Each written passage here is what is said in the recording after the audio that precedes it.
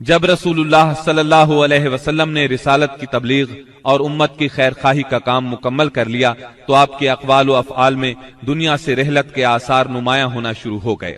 آپ نے 10ویں سال رمضان میں 20 دن کا اعتکاف فرمایا اور سیدنا جبریل علیہ السلام نے آپ کو 2 مرتبہ قرآن کا دور کرایا۔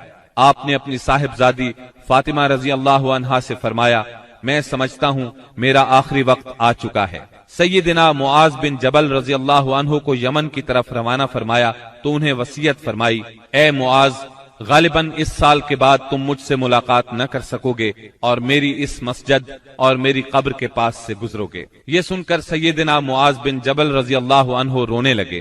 آپ نے حجۃ الوداع میں کئی بار کہا، غالباً میں تم لوگوں سے اپنے اس سال کے بعد نہ مل سکوں گا، غالباً اس سال کے بعد حج نہ کر سکوں گا۔ اسی طرح الیوم اکملت لکم دینکم اور اذا جاء نصر اللہ کا نزول اسی بات کا پیغام تھا کہ آپ دنیا میں اپنی مہم سے فارغ ہو چکے ہیں، اور اسی وجہ سے اس حج کا نام حجۃ الوداع رکھا گیا، کیونکہ آپ نے اپنے رب سبحانہ و تعالی کی طرف منتقل ہونے کے لیے لوگوں کو الوداع کہا۔ اوائل سفر 11 ہجری میں آپ احد تشریف لے گئے اور شہداء کے لیے اس طرح دعا کی گویا زندوں اور مردوں سے رخصت ہو رہے ہیں۔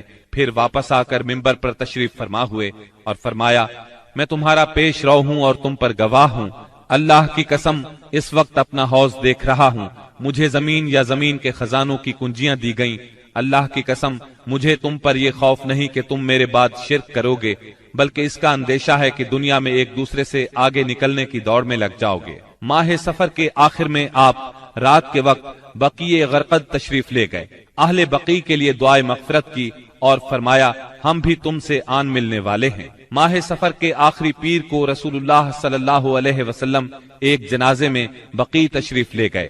سیدہ عائشہ صدیقہ رضی اللہ عنہا فرماتی ہیں، آپ بقیع سے واپس تشریف لائے تو میں اپنے سر میں درد محسوس کر رہی تھی اور یہ کہہ رہی تھی کہ ہائے میرا سر۔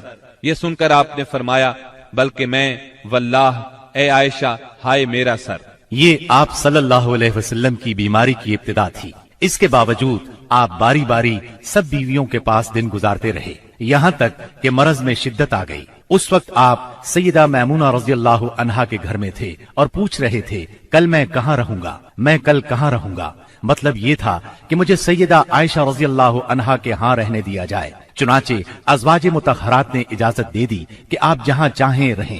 آپ سیدنا فضل بن عباس اور سیدنا علی رضی اللہ عنہما کے سہارے پاؤں زمین پر گھسیٹتے ہوئے نکلے اور سیدہ عائشہ صدیقہ رضی اللہ عنہا کے گھر منتقل ہو گئے۔